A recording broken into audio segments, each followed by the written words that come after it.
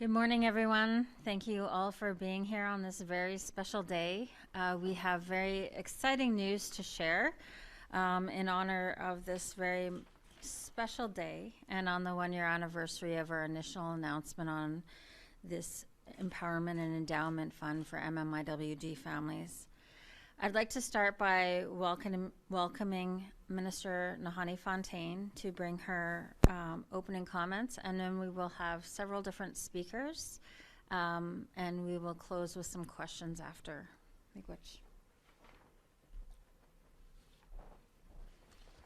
Okay, good morning, everyone. Thank you for being here and joining us on this really important announcement.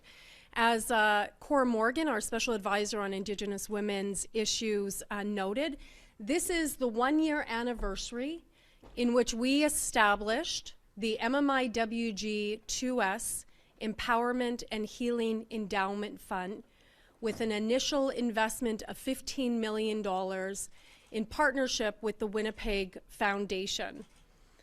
I think it's important to note as well that in November we announced our first major private donor in our partnership with Shoppers Drug Mart, who donated an additional $10 million to the Winnipeg Foundation's in our endowment fund. So right now, on what is a year anniversary, we're at about $25 million for the MMIWG2S Endowment and Healing Fund. As I shared a year ago, and every opportunity that I've had to speak on this, the endowment fund is set up to be in perpetuity. So no matter what government is in power, this endowment fund will exist for years to come. And years to come in direct benefit of MMIWG2S families, alongside community organizations, Indigenous-led community organizations that work on activities, events, and programs. I'm happy to say that our first return is in the amount of $650,000. I want to be clear that the $650,000 actually only reflects 6 months of the endowment return.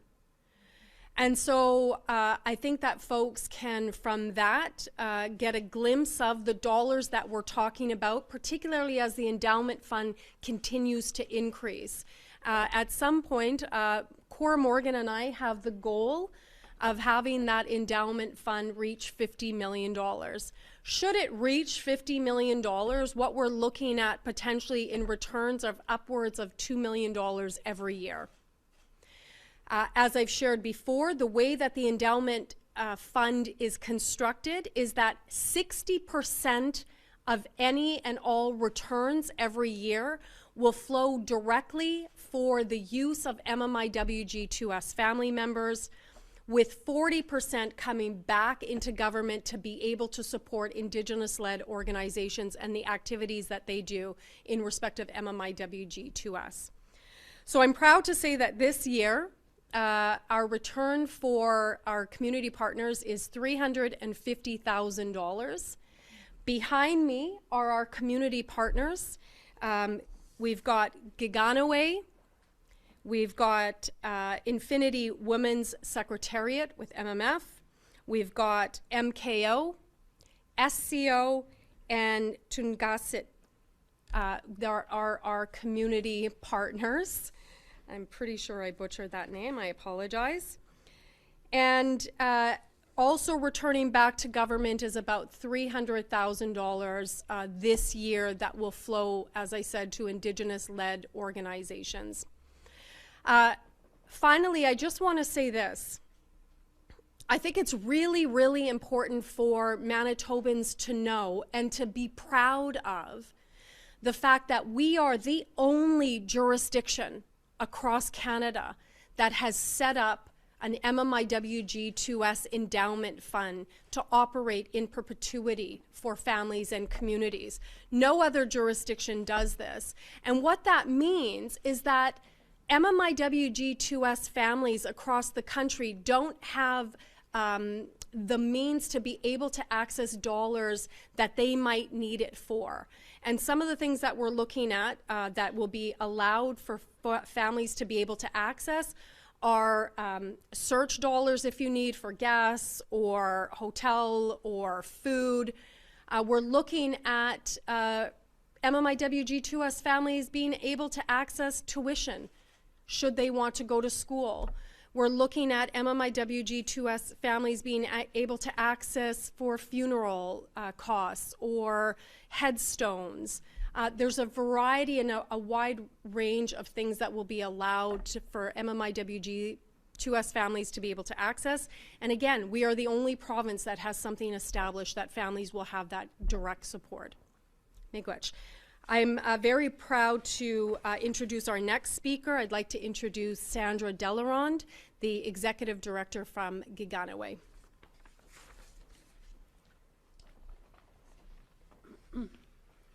Thank you, Minister. I'm very happy on behalf of Giganawenimaanaanig, which represents 23 Indigenous-led organizations, both in Winnipeg and across the province, with our partners, the Infinity Women Secretariat, MKO, MMIWG unit, and the SCO as well, to be able to accept this contribution on behalf of those that we love and work with. We're going to go to a two-step process now, and the first thing we're going to do is meet with families and survivors and determine how the parameters of that fund will look like. And ultimately it will be families that will make a decision on how that fund will be dispersed. We'll also be working with our community partners to ensure that our protocols for disbursement align with one another, and that we're doing the best that we can for those, again, that we love and work with. So thanks again to the province of Manitoba for your contribution and your vision for bringing peace to families who really suffer in times of loss. So we lift you up and your work. And I'd now like to invite Minister Anita Campbell, the spokeswoman for Infinity Women Secretariat, to share a few words.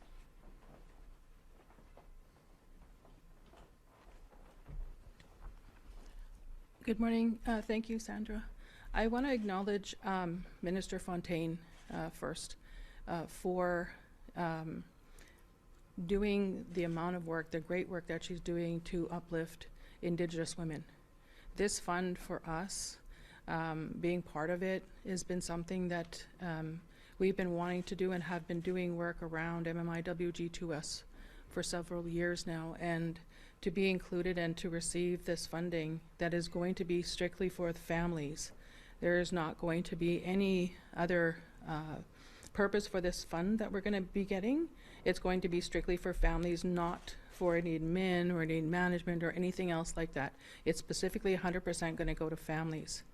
So as Red River Métis women, we have struggled to at least get that support, and for Minister Fontaine to do the work that she's doing behind trying to make sure that Indigenous women are uplifted, that we are being acknowledged, and that our voices are having a place.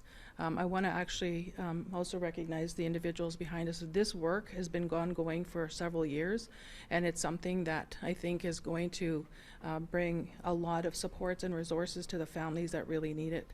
So for us, on behalf of Infinity Women Secretariat, I really want to thank, and also the Red River Métis government, I really want to thank and uplift Minister Fontaine and also our provincial government for having the foresight and the vision to make these kind of investments, and to make these kind of investments not only to our women but our families and our communities. So thank you very much for having this vision and having this inclusion of our Red River Métis women, families, and our communities. Thank you. Oh, and I also want to, it's my honor to also introduce Grand Chief Settee. Tanse, nitutemak nichisanak Tunngasugit naskumit na ogageno. Baby chayagano tsagisigak minugisigao. It's a good day.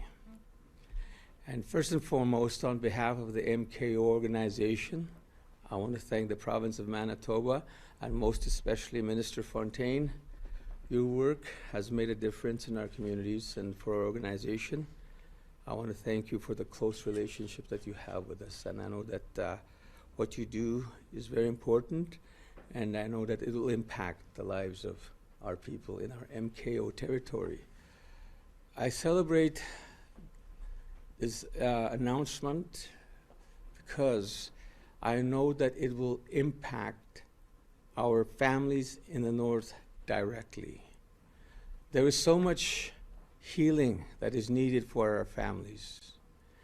Our MMIWG2S families have been walking on this journey for so long without any support, and we have tried in many ways to support these families, but now we have that opportunity to be able to reach out continually to ensure that families receive the support that they need. And very few of us can identify with how that feels to have a family member that has been murdered or is still missing. I don't know that. But I do know that it's a painful journey, but this will help these families. This will bring healing and hopefully closure to the families. And I want to thank the province for thinking of our families in the north, in our MKO territory, because I know it will make a difference. So thank you very much. Giganawenimaanaanig. I would like now to invite Southern Chiefs Organization Grand Chief Jerry Daniels to share a few words. Very good leader.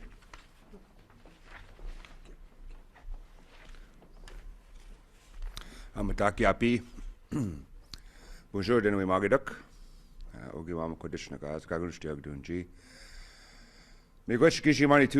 I thank our Creator for a beautiful day. I want to acknowledge the vision of Minister Fontaine in establishing an endowment that will exist in perpetuity. It was the long-term thinking that we need to see in a lot of different areas and a lot of different parts of this country. And so I think it's a great example of how you deal with problems that within our society, supporting first and foremost the families. And we have a lot of great leaders here in Manitoba standing with us. So it is a great honor to be here with them. And I wanted to be here to make it clear that we absolutely are in support of and acknowledge the long-term thinking of this endowment fund, and we want to see more of it. So thank you again to Minister Fontaine, and thank you to everyone who's here. I'd like to invite Maxine Anguk, Executive Director of Tunngasugit.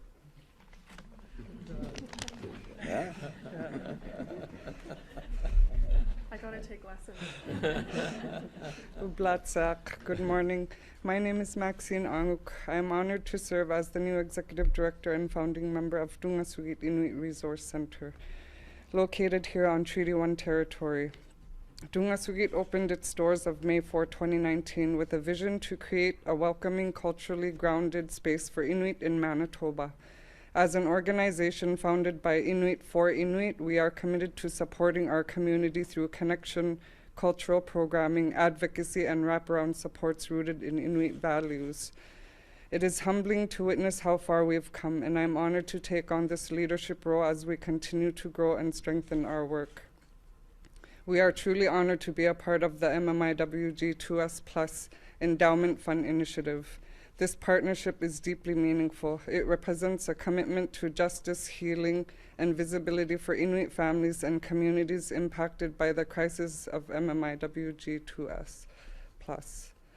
We thank Minister Fontaine and the Government of Manitoba for creating this fund. It is more than a financial investment.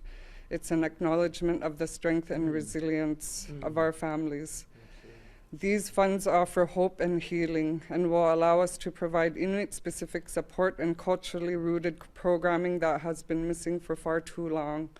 Today reminds us of how of the power of working together with shared purpose and respect. We are grateful to all who have made this moment possible and look forward to the meaningful work ahead. Kuya namik.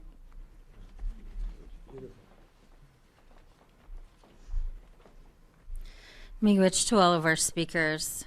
It's very exciting that this year has come and gone really quickly, and that even though we're only not even 2 years into this new government, this investment showed the priority that our MMIWG families have with this government. And it's really exciting that all of these community partners have means to do really good work with some resources. And it's always been a challenge to support families without proper funds to be able to support in times of crisis. So this is very exciting. At this time, we have a few minutes for questions.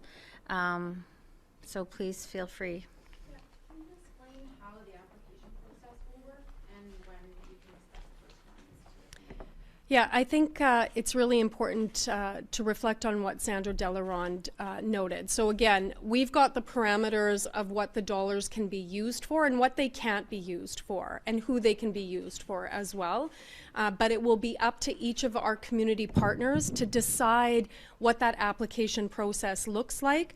But I've made it also very clear in our discussions that this is an incredibly low barrier. I don't want MMIWG2S families to have to jump over hoop to be able to access some supports. So it is low barrier, but each of the organizations will have their own application process. But again, each of the community partners that we are partnering with in respect of the 60% of the returns on are best suited to do that work. They've got the connections with MMIWG2S families, and they best know how they can do that work to be able to support families and keep families safe.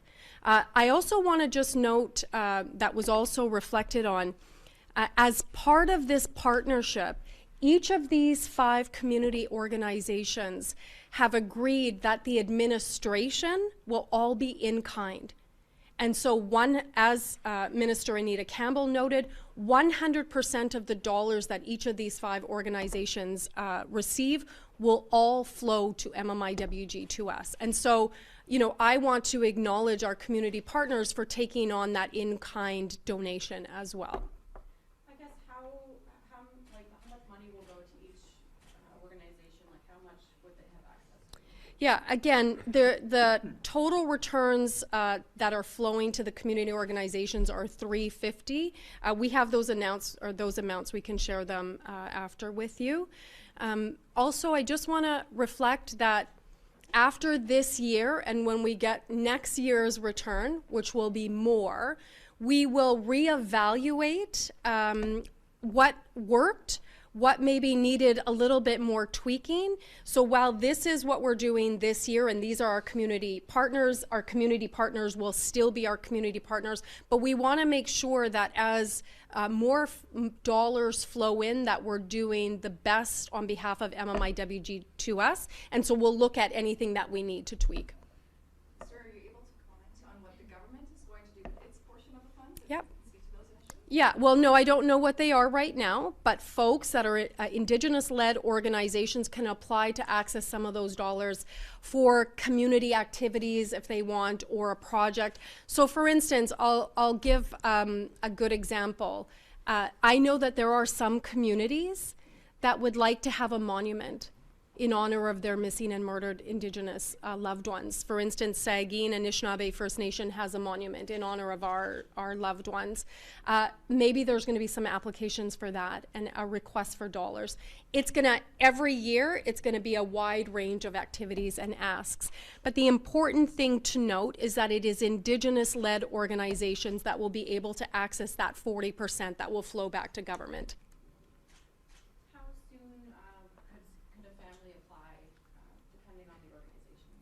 And again, we will leave that up to the organizations, but all of our community partners here are anxious to get started and know intimately the needs of our MMIWG2S families. And so I suspect that that will be pretty fast. Curious, just in the past, how have families been covering these costs, or have things? That's great. I want to share just a quick story, if I might. When I was the special advisor on Indigenous women's issues, and I would have MMIWG2S family members come to me for a myriad of different requests. Headstones. You know how many families that we have that don't even have headstones for their loved ones? Or for searching, or for water, or to go to ceremony, or for food, or for menstrual products. There was never any dollars that I could tap in for that. And so what I would do, as is all of these organizations here, is that you kind of look at your budget. Is there somewhere that we can take from an existing budget? But the vast majority of those requests, a lot of us went to the public. I remember years ago when I was a special advisor, I put a call out for one of our MMIWG2S family members because her daughter had been murdered and killed for a long time. She still didn't have a headstone. At that one request out to community, I was able to raise enough for 7 headstones. So a lot of that has come from Manitobans. And now this is the first time that a government is now giving those dollars that MMIWG2S families can access, again, for the myriad of different needs that they have. Yes, as we've announced when we first announced it and when we announced the Shoppers Drug Mart, the MMIWG2S Endowment and Healing Fund is open for every citizen to make a donation alongside private partnerships. We are actively engaged in looking at those private donations, but every Manitoban can make a donation. And you raise a really good question in the sense that every single one of us that is up here, for years and years and years, Manitobans have been asking us, how can we help? What can I do? I want to support families. What can I do? And for many, many years, it's been, well, go to a vigil, go to a march, families appreciate when you show up. But now we have the opportunity that everybody can make a donation to the endowment fund and grow it to what is our goal of $50 million. Are you able to share? Are there any internal ongoing discussions with other bigger private partners who are interested, like Shoppers Drug Mart? Stay tuned. Anything else? And each year, does all the money need to be used up, or can it be carried over? It can be carried over. Thanks, folks. Miigwech. Yes. Yay!